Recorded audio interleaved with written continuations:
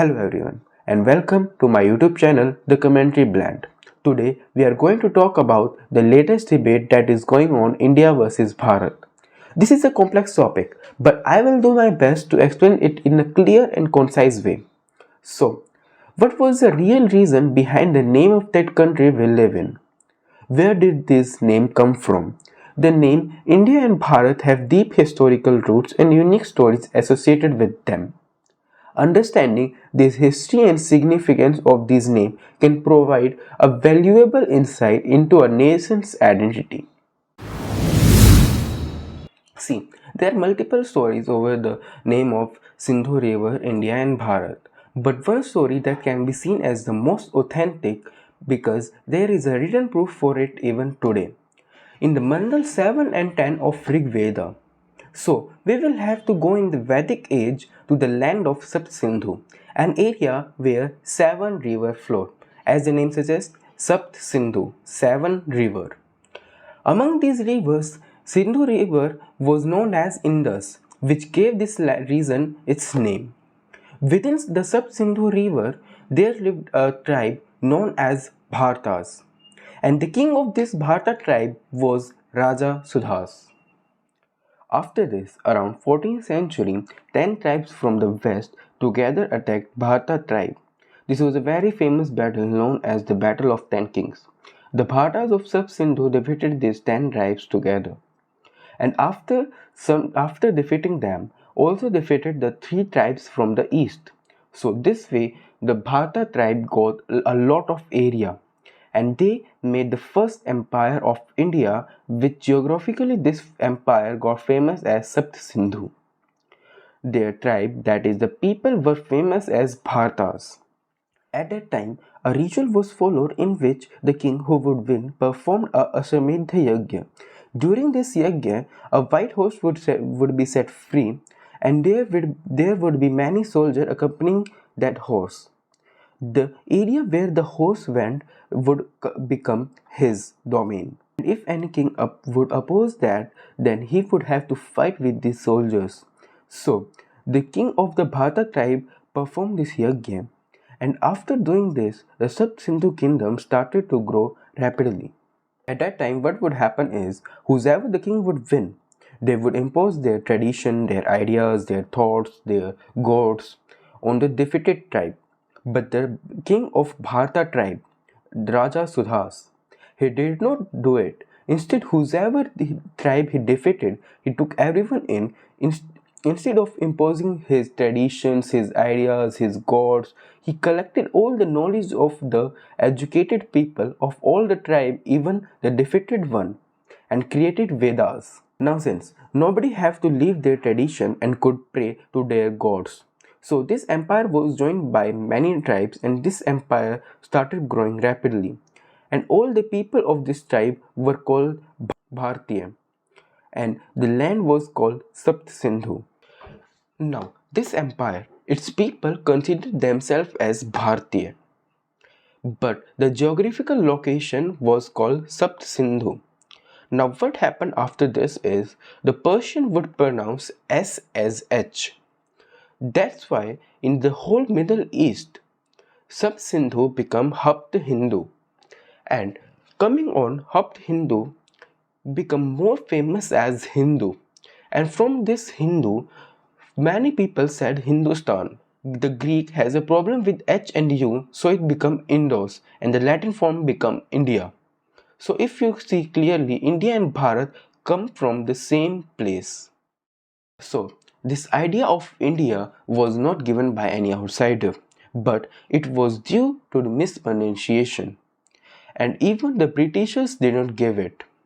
The Britishers used the word India instead of Bharat, but they didn't give them the name themselves. If you search for another story, you will find that the king Bharat came from the same tribe, or I would say it was a kingdom now, and he was considered a very successful ruler from the Kshatriya dynasty.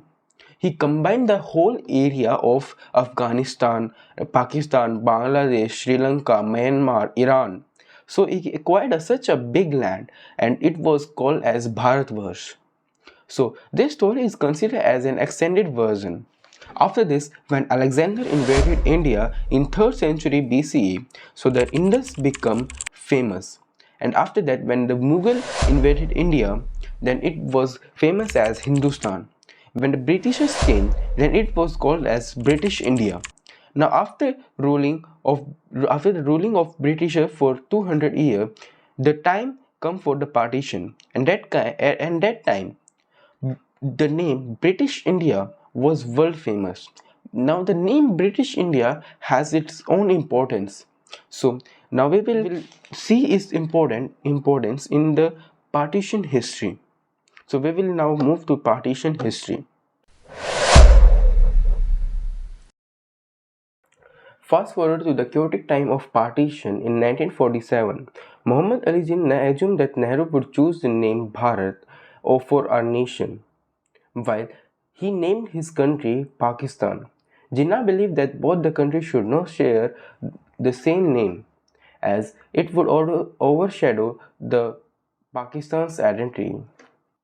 But Nehruji had already talked with Mountbatten about the name India. Even Mountbatten officially said that Jinnah got very mad when he found out about this. Now you might have a question that what was it in name India, which both Jinnah and Nehruji wanted to take. See, so many years had passed. A historical supremacy was established of India, and India had become a brand. And Nehruji adopting the name India and Jinnah adopting the name Pakistan went all over the world, as Pakistan has been separated from India, whereas Jinnah wanted the name India not to be used, so that both the countries have been separated at the same tangent. And this is the reason that Pakistan is still saying that if India changes the name to Bharat in the UN, then they will take the name India. Now see, the name was taken by Nehruji, but the way this name will be used, a decision has to be made on that. After that, the date comes 17 September 1949, and on this day, the name of the country was to be written in the first article of the Constitution. So that day, Dr. Bhimrao Ambedkar presented the final version of the article in the Constituent Assembly, in which both the name India and Bharat were present. He moved the motion for the Article 1 Clause 1, in which India, that is Bharat, shall be a union of state. Moving a motion means presenting the proposal, and then there is a debate on that. If everyone agrees, then the line is added in article. So the debate happened in that, and the motion India, that is Bharat, was passed without any objection. After that, if they had to write anything in Hindi, then the Bharat word was used, and if they had to something write in English, then the word India was used. So, what I mean to say is that from the day until now, both this name India and Bharat can be used.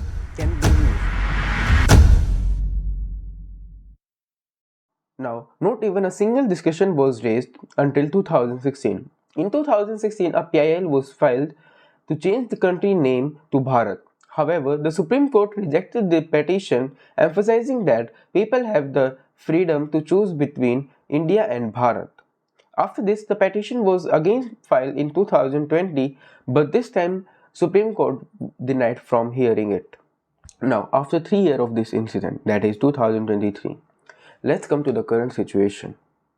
On 31st August, Parliament Minister tweeted that this time a session of Parliament is being called, and the date would be 18 September 2023 to 22nd September 2023. Naturally, this unexpected announcement sent Twitter trends. The media went into insanity, and the debate discussion took over the national headlines. People began to speculate that, with many guessing that the special session was called to discuss the possibility of changing the name India to Bharat. Things got even worse when an invitation letter sent by the President of India for the G20 summit went public. Instead of President of India, it read President of Bharat. This fueled the speculation that the name change was undoubtedly in the pipeline.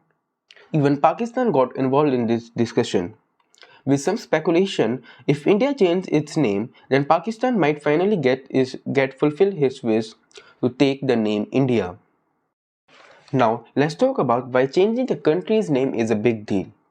The name of the country is like a brand, influencing everything from economy to people discussion on traveling and investment. Changing a country's name is not cheap.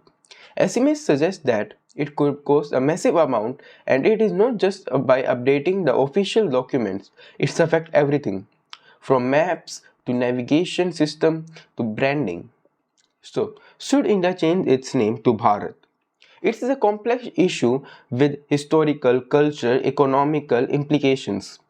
While some might feel a deep connection with Bharat, it is essential to consider all the factors involved before making such a significant change. That's a wrap for today's video. If you found this information helpful, do not forget to like, share and subscribe as always, and share your thoughts in the comment section, and you can suggest me on what topic should I make the next video. And thanks for watching, and we will see you in the next video. Thank you.